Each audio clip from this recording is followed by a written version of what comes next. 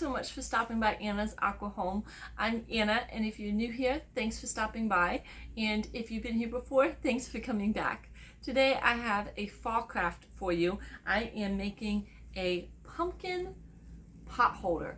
So I made this cute pumpkin block. I'm going to show you how to do this, and I actually am going to show you I made several of these blocks and put them in a table runner, but this one is really cute the way it turned out. I did a simple binding on the edge. I hand stitched it on the back. I did just a simple outline quilt. You can make this block any size you want, your pumpkin any shape you want, and then I turned it into a pot holder, but you could certainly make a bunch of these squares, turn it into a quilt, turn it into a pillow, turn it into a table runner, put it on an apron. There are so many different ideas that you can do just with this simple pumpkin square block. So I hope you enjoy watching it and get some ideas to make your own. To make this block, we're going to start with the orange fabric. That's going to be the fabric of our pumpkin, and we are going to cut one square that is 5 inches by 5 inches. I'm using my rotary cutter and ruler to do this, but you could certainly use scissors. Of this next fabric, I'm going to be cutting a 2-inch strip of the complete width of the fabric. So it's going to be about 40 inches long, but only 2 inches wide.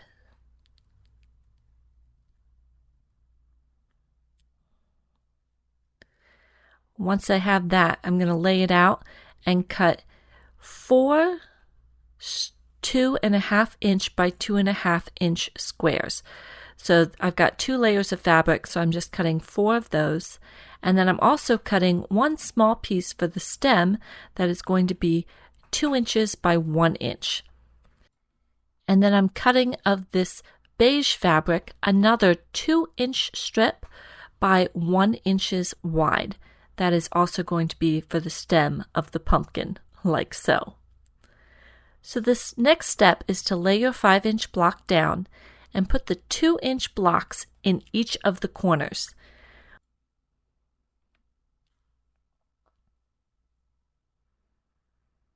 This is going to give us that pumpkin shape once we cut them off.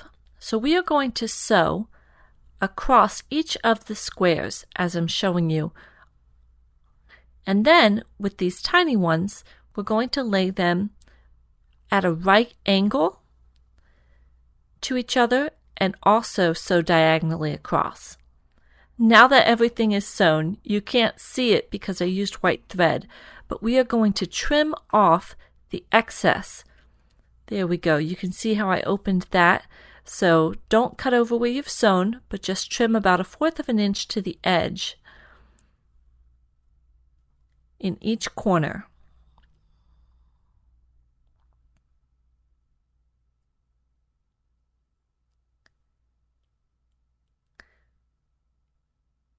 And then for this, you'll also trim 1/4 of an inch to the edge of where you've sewn. It'll leave a little tag and you can cut that off too. The next step is to iron your pieces. I've gotten several comments saying that I don't iron enough, and I'm trying to get better about that. But it will definitely help in these next steps if you take the time to iron your pieces now. You can see that pumpkin shape is coming out as you iron it. This is a little round pumpkin, but you could certainly make your pumpkins any shape that you wanted. And we've got our little stem there going up at an angle. Now we're going to just trim that stem. It got a little wonky when I sewed it rather, so I'm just going to trim that off. And then it's a little longer than 2 inches, so I'm just going to trim it down. It's still 1 inch wide, but then we're just going to trim it down to 2 inches long. That looks better. Remember that piece from before? We didn't use all of it, and we are going to use that now. I'm going to cut a piece. Remember, it's 2 inches wide, and we are going to cut a piece that is 5 inches long. We're going to cut 2 of these pieces, because we're going to put a border around our pumpkin. And then we're going to take one of those pieces and cut that in half. So 5 inches in half, and that's what we're going to sew our stem to. So our stem is going to go right in between these two pieces, and we're going to just sew one side of the stem and then flip it over and sew the other side of the stem. And then that longer piece is going to go on the bottom of our pumpkin. At this point, any side could be our bottom, so just pick one, and you are going to sew it down.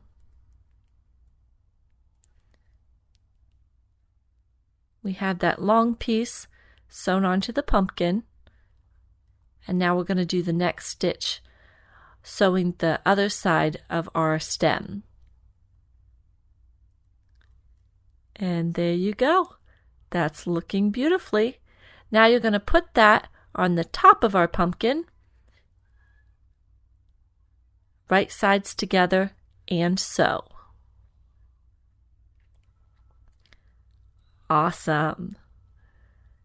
I'd say we have a cute looking pumpkin block that is almost finished.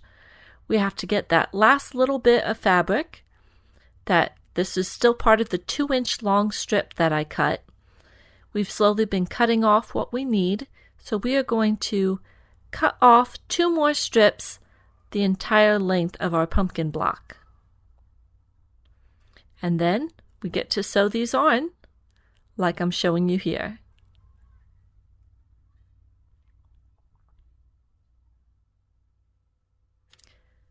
Final step is to iron. Now that our pumpkin block is completed, you get to decide what to do next with it. This did have a few sides that weren't even, so I chose to get my scissors and just go ahead and trim those off. If you come up with a side that isn't exactly square, don't feel bad about getting your scissors and trimming it off. And there it is. Our finished pumpkin block. It is so cute. I absolutely love it. You now have your fall pumpkin block. There are many different things you can do with this right now. You can turn it into a mini quilt. You can make more blocks and turn it into a table runner like I did here with this one. I made this one several years ago using the same basic principles. I did several different size pumpkins. So you could certainly turn it into a small project like that. For this video, I'm going to turn it into a hot mat. So to do that, I need a backing fabric. And I'm going to take this muslin right here. A nice fall earthy muslin. And I'm going to cut a swatch. Who doesn't need some pot holders around this time of the year as you're getting ready for Thanksgiving or maybe serving hot chocolate? So for the inside layer of this, they actually sell batting that has a reflective layer in here just for hot mats and such. So I'm going to cut a piece here of this. And then we are going to just do some simple quilting, and then I'll show you a really simple binding to put on the edge of this.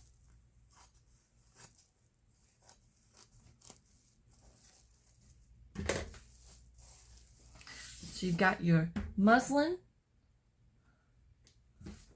then your reflective hot mat material, and then your quilt block.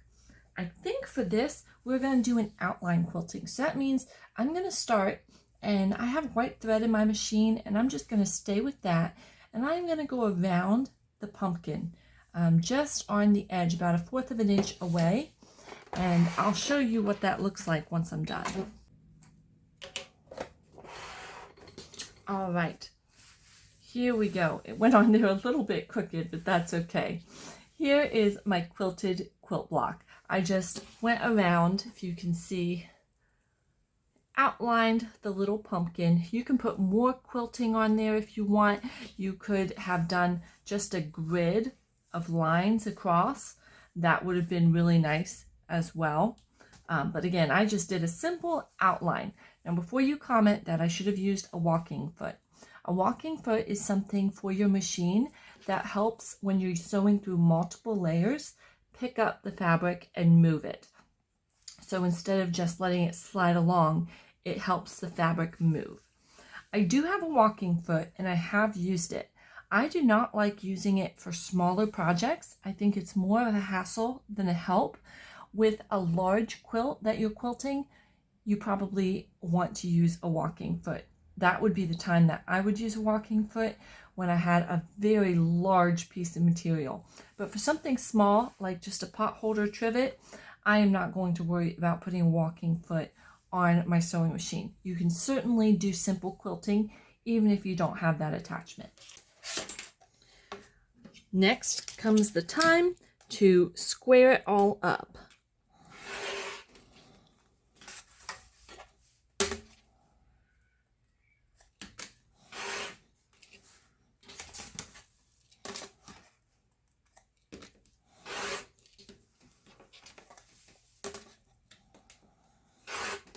For the binding, I'm going to use this same orange fabric to really help the pumpkin pop.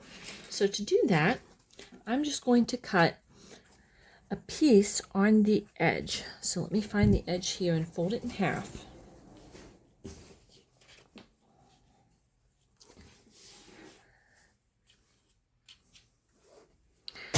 Now I know that one strip full, the way it goes up and has a fold and then another fold, is going to be fine because I'm doing 4 sides. So if I place this on here, you can see that there are 4 pieces of fabric and they're all going to fold together. So I only need 1 strip of fabric. Now a typical quilt binding that I do is 2.5 inches. I want this one to be a little bit shorter or thinner binding, so I'm going to just cut it 2 inches.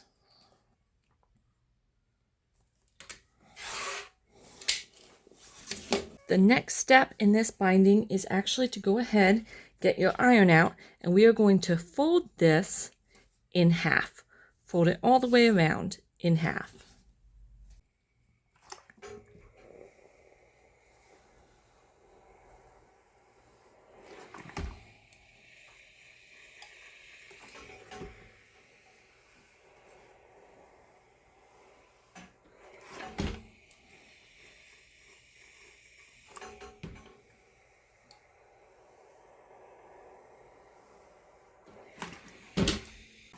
Quick and easy.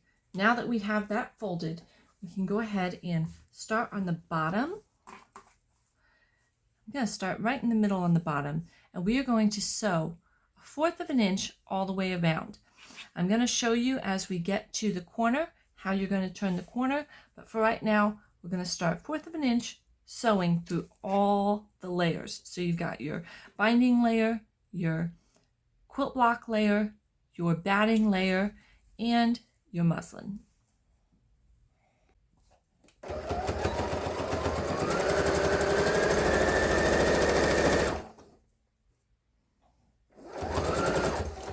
All right, this is our first corner. We are going to go to 1/4 of an inch from the edge, and we're going to back stitch and take this off. Here you go. You can see we stopped 1/4 of an inch from the edge of the fabric. And we're going to take this and we are going to fold it like so. All right, so you can see that. Folded it up, and we are going to start 1/4 of an inch from the edge of the fabric. So 1/4 of an inch in, 1/4 of an inch in, and that's where we're going to start.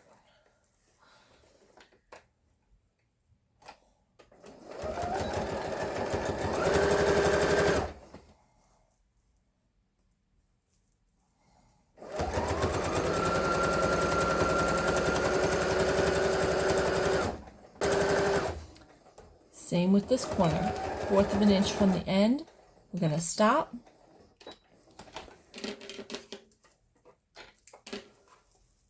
Fold. Going down the next way and start again.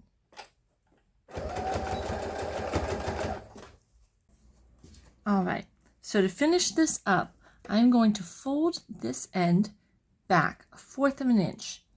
And then this end, I'm going to just keep laying on top of it and sew right over it.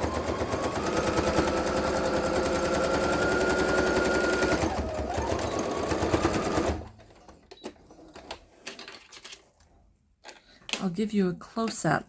So this bottom layer, I folded back, and then this top layer, I went directly over, so that when we fold it around,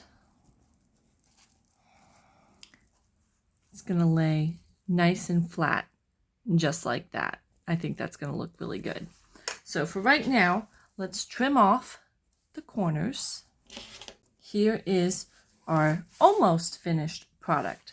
So remember how we did these corners, and that way, when you open them up to fold them over, it's going to give a nice crisp corner, just like that. Because we stopped 1/4 of an inch and 1/4 of an inch, it's going to be a nice fold. All right. So now you have 2 different options to finish this. The quick and easy way is to fold this over like so. Make sure that this top layer is over the line that was sewn, and then pin it. And then you don't want to pin it like this.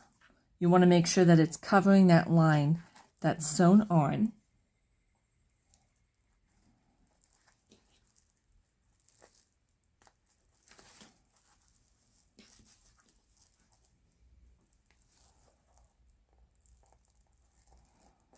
All right, when you get to a corner, you're going to just make sure that this end is pinned down.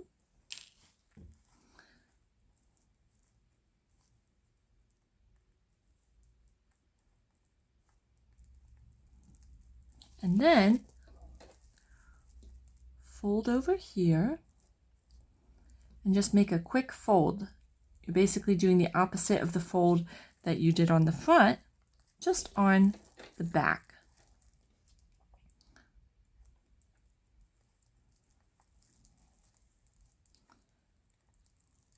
Once you pin it all the way around, you'll be ready to sew.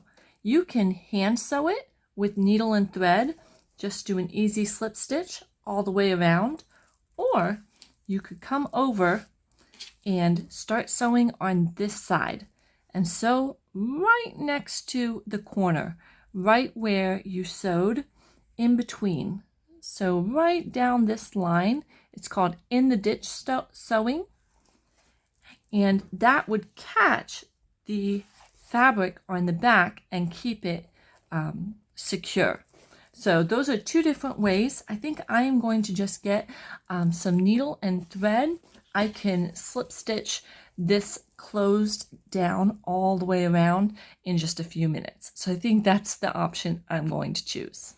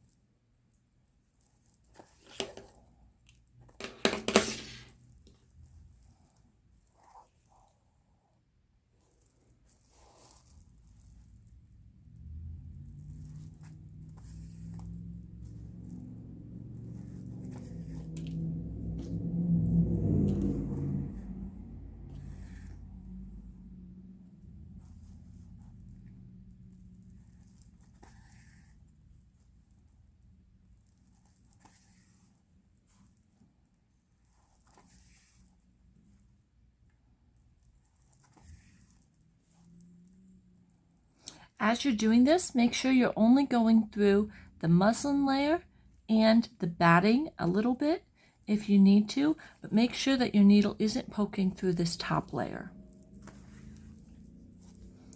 So you get close to come to the corner. I'm going to go ahead and fold this down,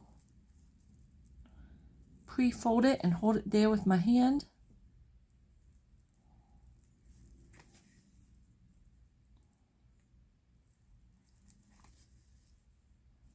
There we go. Then we're going to change directions and start doing it down the next side.